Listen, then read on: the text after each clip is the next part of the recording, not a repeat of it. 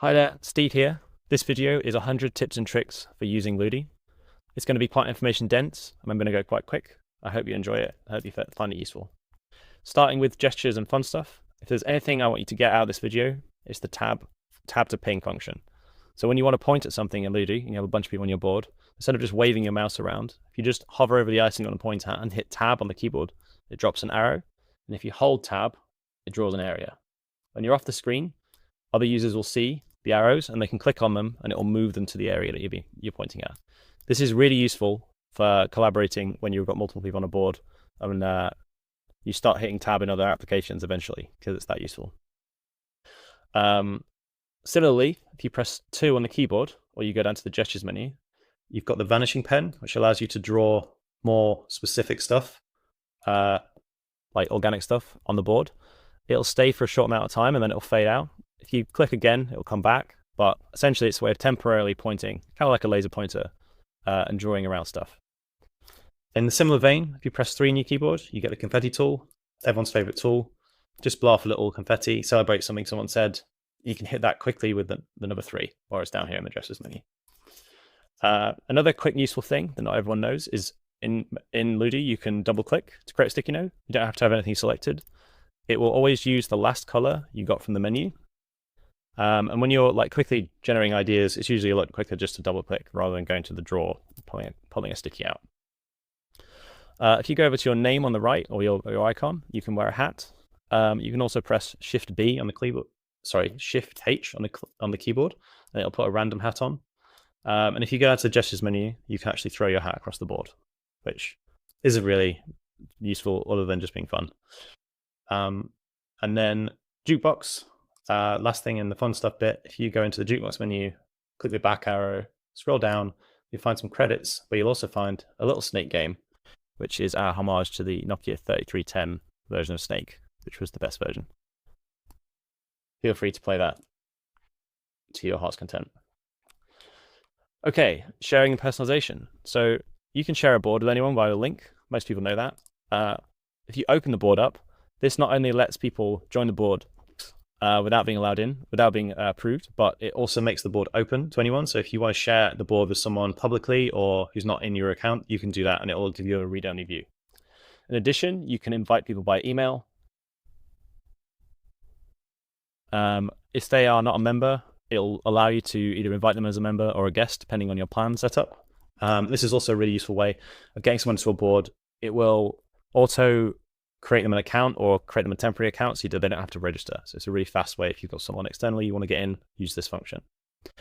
If you want to change your sticky font, so every user gets assigned a different font so that your sticky notes look unique and look organic. If you don't like your font, you can change it by going to Preferences and Personalization. And then I'm going to change this to Walter Turncoat. And down here, I can change my color. So I'm currently a kind of purple color, but I'll change it to a ready purple color. You'll see my font is updated and my vanishing pen color has changed to that color red. And when I'm moving around the screen, I can't show you, but other users will see a ring around my user that's that color as well. Okay, command palette. So you can access the command palette by pressing Control Space or Command K, and you get access to a bunch of commands here. We're going to come back to this later on, but it allows you to do stuff like if you want to quickly create a spinner, for example, you can just type spinner, hit enter. I want 4 segments in it, and it'll make me a spinner and pop it on the board. There's also some hidden functions in here that are kind of used for areas of the tool, but you can invoke them. So for example, if you've got countdown here, and you can say, if you want to start an activity off, play, and then the message that you wrote there will be displayed. You can also send messages to each other with the alert. So this is kind of probably not something I should be showing off, but here you go. A little fun thing for that you can do there. And we'll come back to this later because there's a bunch of things that you can do in here that are actually useful. Okay, so stickies are a fixed size. That is resizing stuff. You can't resize stickies beyond these 2 sizes. Some people kind of ask us why this is, but we made a deliberate design decision, unlike a lot of other tools, to keep our stickies a fixed size.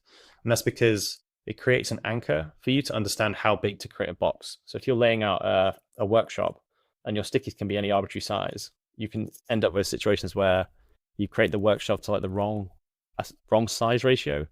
Whereas having an anchor, an understanding of how big something is in an infinitely zoomable canvas, we think is useful. Some other elements can be resized. So like task cards can actually be resized to any dimension, and index cards can be resized vertically because we kind of feel like they shouldn't really be infinitely wide.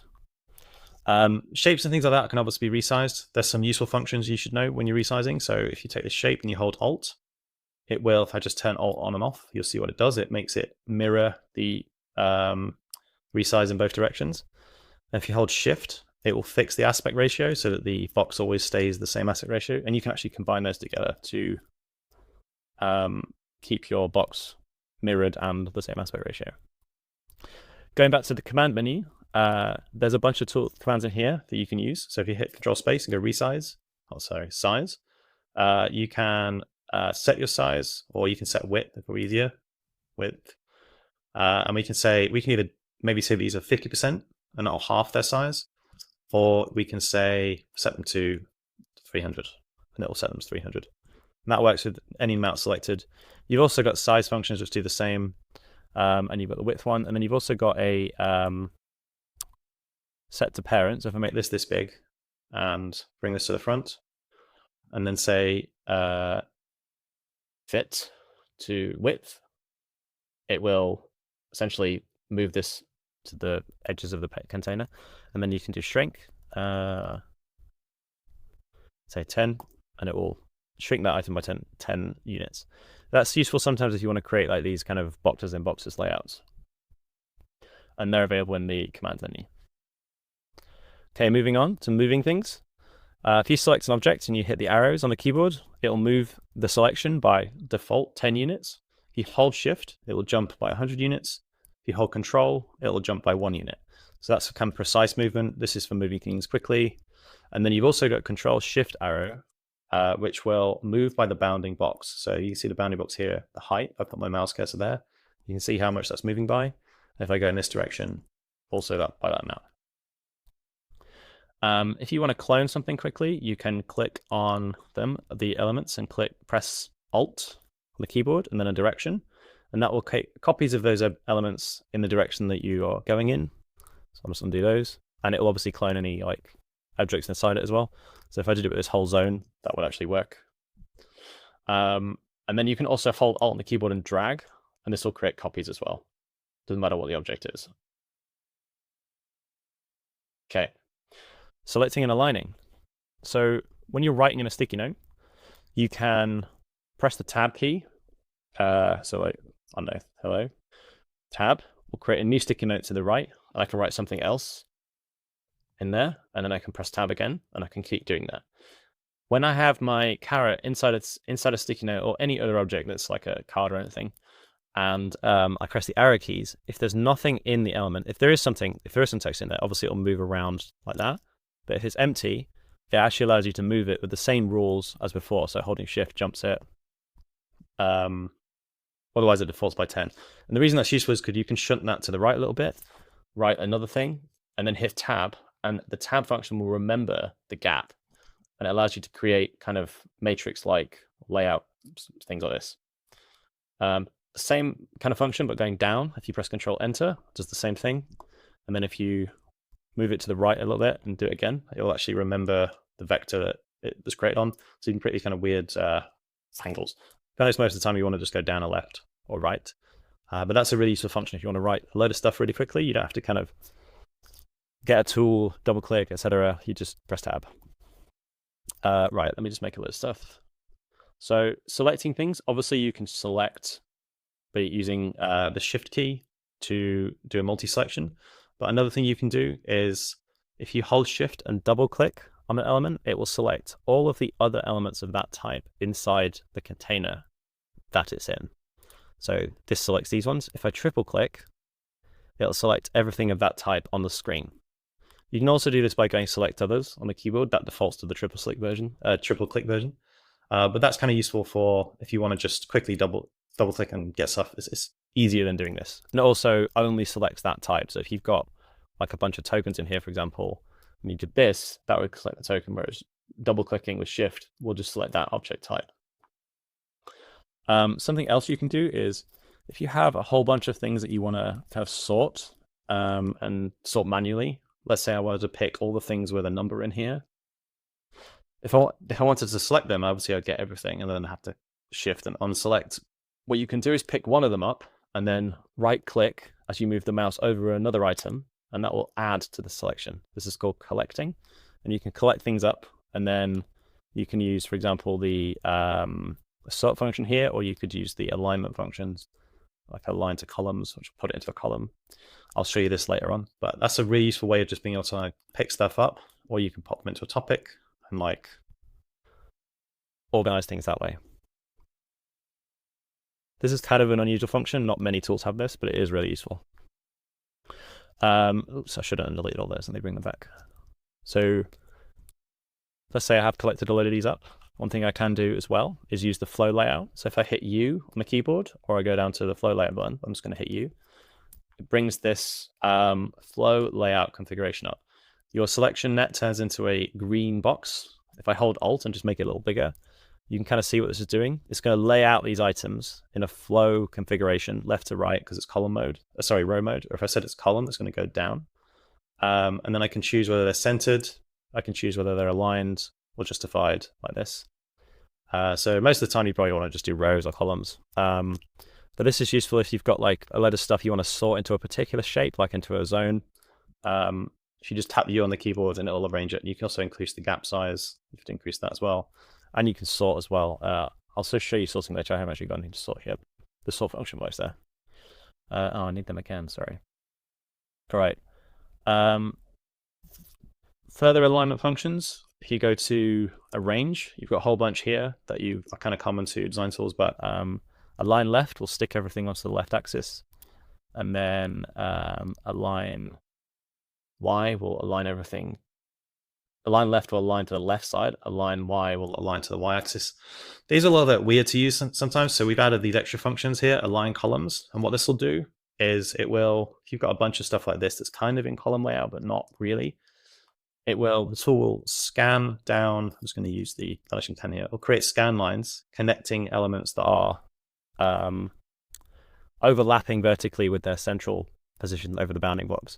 And basically sort them into what looks like a natural kind of column system. So if I go align columns, you can see they've just been put into, let me put numbers in these so they're easy to spot. We mess all these up. And I can align them as columns. You can also press Shift 3 on your keyboard. We'll put them into columns, and if you keep tapping it, it will increase the amount of gap. The column gap is always multiple of the row gap. That works for columns and rows. You can also just, if you want everything in a big line, you can hit Shift 1 on your keyboard, and it puts it into a column. 2 on your keyboard will put them into a row. If you then want to sort them, and hit U on the keyboard to bring this up, because they're in a perfect box here, it should just, if I go text, I'll just put a gap on there. That's sorted them into alphabetical order for you, so that's kind of cool. Again, these are all available in the command palette and that you have control over them in there. So for example, align columns, I've actually set the item gap. So if I want the item gap to be 10, but I want the column gap to be 100, it's obviously columns of 1 here because of the way I had it laid out, but you can see what that's done there. File thing is you can call a function of snap to grid. This will just kind of nudge everything so that it's aligned properly onto the 10 by 10 grid that is available in the background if you've got it turned on. So yeah, a lot in this section. These are really useful if you want to kind of make your boards look a bit neater. Okay, copy paste. You can obviously copy stuff with Control C and then Control V. It creates a copy. You can copy style. So if you've got like a green box or like a dash one like this and you want to make this one look the same, you have Shift C and then Shift V or Control V will copy and paste that style of this element onto the other one. You can get to that in the copy style button as well there. So if I want to make this sticky note red, I'll just click this one, Shift C, Shift or Control V, and the style is copied. We can copy JSON. So if you go to copy and the copy JSON or Control J, that'll copy to the clipboard the data that represents this card. So if I go in here and paste it, you'll see you've got a whole bunch of stuff here. You've got the tags, the color, you've got the content, you've got the date it was created, the height, the title, the user ID of the person that did it. And this is useful if you want to give a load of information to a large language model to do some kind of, I don't know, like summarization or anything like that. Rather than relying on us to have had it in the tool, just go copy JSON and you can do whatever you want with that data. You can write a script that does something with it. You could, well, no, it's all open to you for you to use.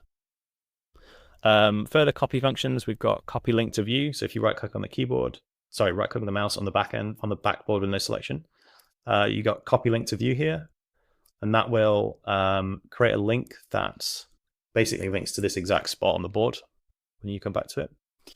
And then the same with an object. If you right click on a single object and go copy link to object, paste that in here, it'll bring us to this object and it'll drop a little arrow on it to show you that this is what it was actually linked to. So if you want to give someone a link to a particular area of the board, that's how you can do that. Okay, undo redo. So most of you will know this already, but you can undo anything with, you can undo stuff with undo and redo. What you may not know is Time Machine enables you to see the whole history of the board. Depending on how big the board is, it can be a little slow. There we go. It's loaded essentially all of the history of me making this board. So if I just skim through it, I zoom out, you can see it being built slowly over time. So as I was preparing this presentation, this is all the stuff I added, and then messing around. You can actually see me literally doing that stuff earlier with the alignment there. If you want to get any of this out, if you just select it, click the copy button, it will allow you to pick out of the Time Machine stuff that you may have deleted or screwed up somehow. So everything is always available. Okay, import and export. You can copy stickies with Control-C and then paste them into kind of a notepad tool, and it will give them you as these. I remember these have all got new lines in for some reason, which is why that's happened. If they don't have new lines in, you press Control-C, you'll get them in a list, which is useful if you just want to paste something into Slack or into some kind of wiki software. And then similarly, if you copy a list and paste it in, you'll get stickies. So any simple list of strings that's broken up by new lines will get turned into stickies if you paste it into the tool, which again is useful sometimes for getting stuff like, I don't know, Jira information in or whatever. You can also import CSV, so I'm going to drop this CSV file to the board. You get a bunch of different options here. This is some data that represents like to-do tasks. So I've got a summary and a type. So I'm just going to map the content of the sticky to the summary, and then I'm going to group it by the type, which will create me a bunch of topics with the data imported in. Again, useful if you've got information that you want to get into the tool and work with. You can drag images from another window. I actually haven't got one prepped, but here we go. So drag it around a picture of a dice in, and it will pop in. You can also paste an image file from your computer. I haven't actually got one. Well, maybe this will work. No, I haven't got one. But that's another way of getting an image in. You can drag a file in from your desktop, or you can drop and paste an image file in. If you want to import images at all without going to the Insert Image function. Okay, topics. A little shortcut that you may not know about. If you click this button here, it puts all of these elements into a topic for you, and then you can kind of label it. Topics can be sorted. So if you want to sort by alphabetical, it will kind of tidy the topic up and sort it that way. Or if you want to sort by votes, you can do that as well.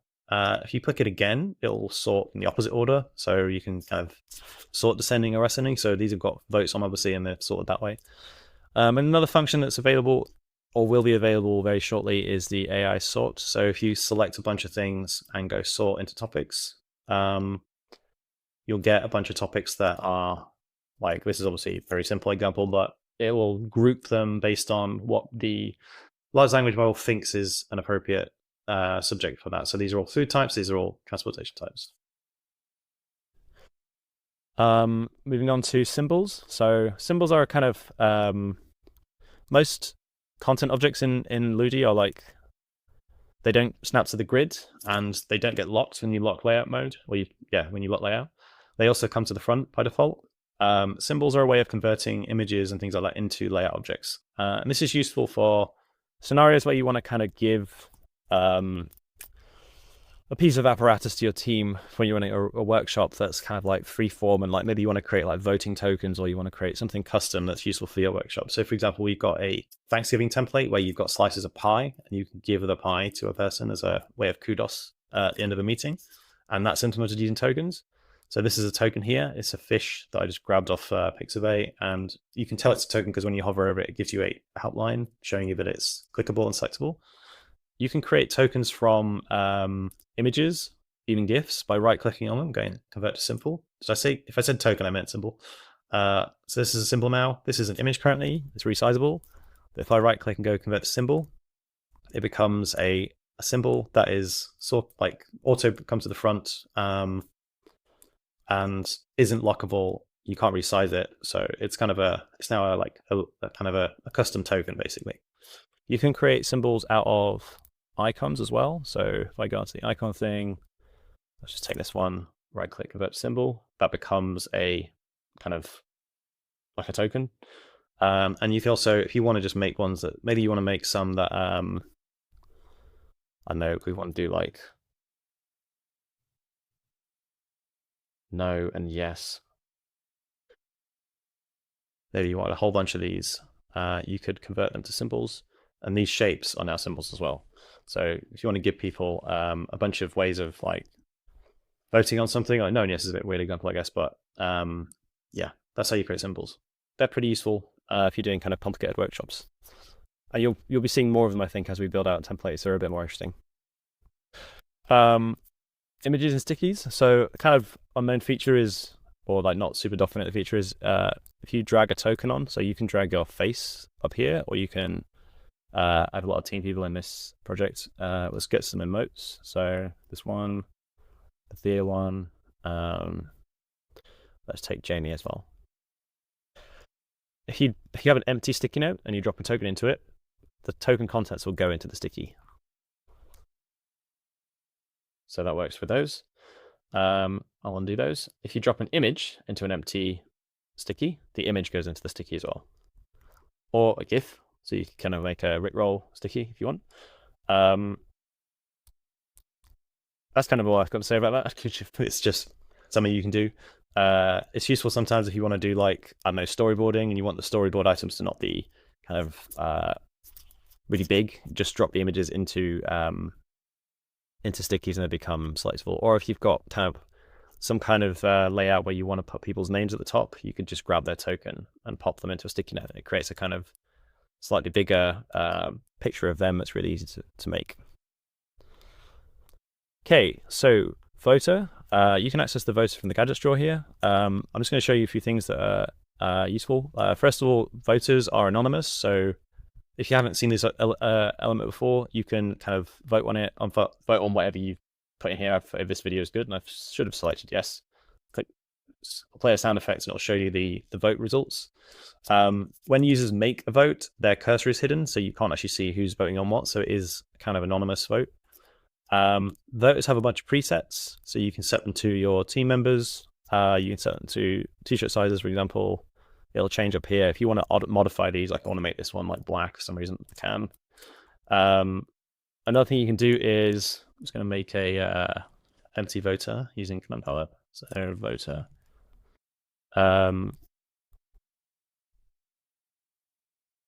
You can also drag board objects in. So if you wanted to use these for a set of voting items, you can just drop them in there and they'll become votable. You can also add GIFs or any images. So I don't know, if you want to do an icebreaker, which is your favorite GIF, or like how are you feeling this week, and there's like a lot of funny GIFs on there, you can do that this way, and it works just the same. Users can vote on them that way, and it should scale reasonably well to however you set the voter up. Okay, tray. So this isn't currently available in here, but it will be very soon. The tray is a way of creating objects that you might reuse over and over again, and a sort of infinite resource. So this is an example of sticky notes. I can just keep dragging off this tray any number of sticky notes I need, and the same with these tokens. You can currently create a tray by going create tray in the command palette, and it'll give you an empty one, and it's by default in edit mode. You can then add anything you like into it, and it includes like writing, drawing stuff on stickies, or adding a tag to them. These will be replicated inside the tray. So when you click done editing, you've now got tagged stickies or stickies with a face on coming out. So if you have like a particular setup you want to create, it's really useful. If you click on a tray and go to the presets, you can set it to participants. That's useful. It will, there's obviously only me on this board right now, but if there was more people, they'd show up here, and this dynamically adds as people join. So in some exercises, you do have like drag your face onto something to vote on it. That's really useful. Just create a tray. There's also a bunch of presets here for like health check or just general sticky one. And you can always edit the items and remove something by just dragging it off or popping something up. Actually, you can't put multiple objects. You can only have the same element. So stickies only, for example, or tokens only. But yeah, that is the tray. Moving on to mentions and tags. So when you are writing a sticky note and you hit the @ symbol, this allows you to assign that sticky as an action to somebody. Or if you are wanting to mention someone, so if I would say like, hello, Jamie. Jamie has 3 users for some reason. We go for this one. This is our test account, so excuse me for that. That is a mention. That's probably common knowledge. What you may not know is you can also do tags from here. So let's go, I don't know, idea 1, and we'll do hashtag. It'll show you the existing tags on your board. You can also write a new one. So I'm going to say cost equals 5. And that creates a tag with a value. Tags can have values under see, this is the name of the tag and this is the value. If it has a value, it will show up here. If a tag doesn't have a value, so I don't know, let's say priority, it'll just put the text in it. So this is a tag without value, and this is a tag with a value. Tags with values are useful if you want to do stuff like add metadata. So for example, you're making a bunch of stickies about something, and let's say idea 2, and we want to say the cost of this idea would be 10. It allows you to essentially assign a key and a value to a sticky. And then if you go to the export function and go to add, you'll see your tags show up here. So you can set cost. Let's just get rid of these. So I can export my ideas and their costs out of the tool if I want to. You can mass equip or mass apply a tag by clicking on the tag and going to the equip function, and just hold shift and essentially draw over an area, and it will apply that tag to every other element. Or you can just click on a single one if you want. You can also do stuff with tags in the command palette. So you can clear tags, or you can delete a tag as well. Clear will actually wipe them off everything. Delete will delete them off. Just that one. Okay, shortcuts. I've used a bunch of shortcuts already, like the shift one and the gestures ones. If you want to see all the shortcuts available, they're in this button here. I've covered a lot of these already. I'll just highlight the ones that I use the most, probably zone, just pressing Z on the keyboard to make a zone. And then I might just alt-right to create a couple of clones of it. You can also use the flow layout with these. So if you want to create a zone layout that's like a certain gap or whatever, that's really useful. Flow layout works with any element. If you put shapes in it, so I press S on the keyboard then to get the shape tool. And then just put these like this. And I can't be bothered to line them up. I just hit U, just move them. It'll then, as long as I create the correct constraints for the box, it'll put them into a completely even symmetrical layout for me. And then again, you've got N on the keyboard will create a sticky note, but to be honest, double clicking is probably quicker. And then if you press A, you get the arrow, so you can draw arrows really quickly like that. If you want to do like a flowchart. Little tip that I haven't got in here is if you click on a sticky that's got arrows, more than one arrow connected to it, you can click connect to bunch or connect to spread, and it will tidy up the connectors so that they're like bunched together or they're split apart. All elements support that. Some don't actually show it in the moment when you click on them. You can obviously go up here and go connect to spread, connect to bunch, and it will just tidy them up on everything. Another useful command palette thing there. Okay, containers in order. So if you have a bunch of elements overlapping like this, you can right click and go order, and then either use the shortcuts or just click the button. So send to back will send that onwards to back. I'm just using the shortcuts here, so this is how you can reorder stuff. Some things, so like shapes, are considered to be layout objects. So if you right click on the board and click lock layout, they'll get locked, but stickies won't. I'm just going to lock everything there. But the objects that don't lock often will come to the front when you pick them up.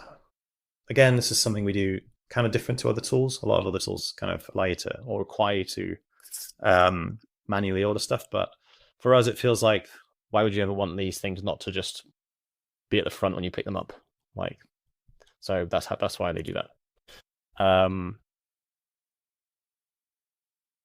Some objects like shapes can be set to container or container off. I think shapes are default to container on. What this does is makes so for example, this zone is a container. If I move the zone, everything that's inside it will move with it because it's inside it. If I pop this sticky into this shape and move this shape, moving the shape will cause the sticky to move as well. If I turn off this container flag, it will not move the elements underneath. Generally, you probably won't need to touch that, but sometimes if you want to create a layout where there's like a background, and you have like some funny layering stuff going on, it's sometimes better just to turn that off. Makes things behave a little bit less confusingly sometimes. So that's why it's there. That's it for ordering. Timeline. So this is a timeline element. It's quite small. I'll just move it down here and make it a bit bigger. So the timeline is a frame type that automatically puts for you at the top a dates timeline. You can toggle off things like the quarters. You can add a date line on to show the current date. You can set the timeline dimensions by either manually doing like that, or you can say 12 by 6, which will create subsections there. I'm going to say 6 by 6 actually. And then I will say the start date is, let's say it's Q1, Q2 planning. So I'll set that there. So you've got these months. These are roadmap cards up here, which are available from this tool, this area of the toolbar. Once you drop a roadmap card onto one of these timeline frames, they start showing dates. So you can see here, I've got the date where the item is ending, and then the date where it's the date where it's starting, the date where it's ending. You can also, if you come back to a roadmap later and realize that you need to revise it, you can drag this little gray thing here, and it creates either an overage or an underage to say, actually, this is probably going to be delivered on the 15th instead of the 1st of May, and this one is going to be late. So you can do like that. Any of this information, if you click on the timeline, go export, the roadmap cards will all have the date on. So yeah, the punctuality is there, on time, late, early. You've got the start date, the end date, the original date, and if there was any text in here, so maybe some actual text. This will all show up as well in the export. Okay, camera controls. So you can set the start position of the board by going to the menu at the top, including set start position. This will set the current view to so that anyone joining the board will get put in this same spot as you. If you want to reset the zoom, you can press Control 0. You can press Control H to go home, which takes you to the home position, which is the start position of the board, which is what's happening there. If I go over here and set the home position to be here, press Control H, it'll take me here. If you don't have a home position set, it will take you to the very center of the board, which is 0, 0 coordinate, which usually is where everything starts. So that's the default. And then if you press Control 1, it will zoom out to all the content up here. So you can see that we're nearly finished with this video. Last couple of things, you've got a navigator down here that can show you where you are and allow you to quickly move around. And you've got a frame browser as well. So if you've created frames on the board, you can jump to the timeline down here that I just made, or you can jump to frame 2 or frame 1, which are just 2 frames I put there to show everything. And that's it. My sticky shouldn't be there. All right, that's the end of 100, or approximately 100, because I think there's actually a few more than that, tips and tricks on using Moody. Thanks for watching. I'll see you in the next video.